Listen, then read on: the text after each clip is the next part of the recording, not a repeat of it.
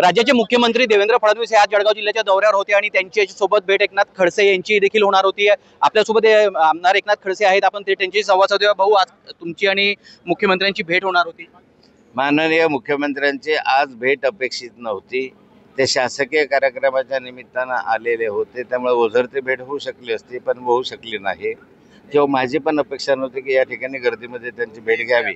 जर विकास कामांच्या संदर्भामध्ये भेट घ्यायची असेल तर मी त्यांची मुंबईमध्ये भेट घेऊ शकतो आणि ते मला नेहमीच अपॉइंटमेंट मागितल्यानंतर देत असतात। भाऊ, तुम्ही अपेक्षा केलेली होती की विकासाच्या बाबत मुख्यमंत्री काहीतरी घोषणा करतील आणि केली पाहिजे अशी अपेक्षा होती, पण जर बघितलं तर ताफा येत असताना एका ठेकेदाराने आत्मदहनाचा प्रयत्न केलेला आहे। त्यानंतर शरद पवार राष्ट्रवादी गटाच्या तर्फे काळे झेंडे दाखवलेले आहेत। शेतकऱ्यांचे अनेक प्रश्न आहेत। हे असताना सुद्धा या ठिकाणी याच्या संदर्भात काही बोलणं नाही केलं। शेतकरी आज अडचणीत आहे। जळगाव जिल्ह्यामध्ये सर्वात जास्त आत्महत्या अलीकडच्या कालखंडामध्ये झालेल्या आहे। शेतकऱ्याला यांनी कर्जमुक्तीची घोषणा केली, ती कर्जमुक्तीची घोषणा फोल ठरली का अजूनपर्यंत कर्जमाफी झालेली नाही आहे। 7-12 कोरा करू अनेक वेळाने सांगितलं ते नाही झालेलं।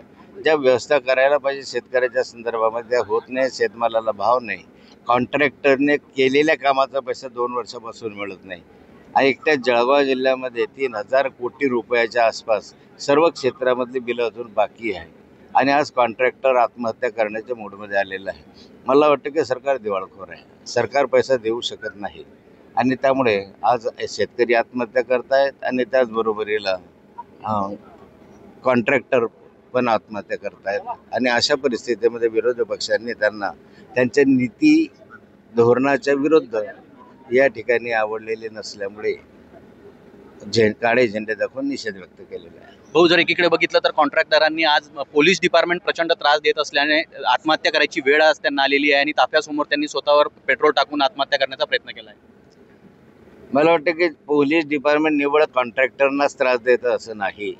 जिथे मिळेल तिथे डाका घालण्याचा आणि खाण्याचा प्रकार जळगाव जिल्ह्यामध्ये तरी पाहिलं तर पोलीस यंत्रणा जिथे मिळेल तिथे काही ना काही मिळवण्याचा प्रयत्न करत आहे आणि अशा ठिकाणी सर्वसामान्य मागणी हवालदिल झालेला आहे। सर्वसामान्य माणसाला न्याय मिळत नाही, अशी आजची स्थिती आहे। सुमित देशमुख, लोकशाही मराठी, जळगाव।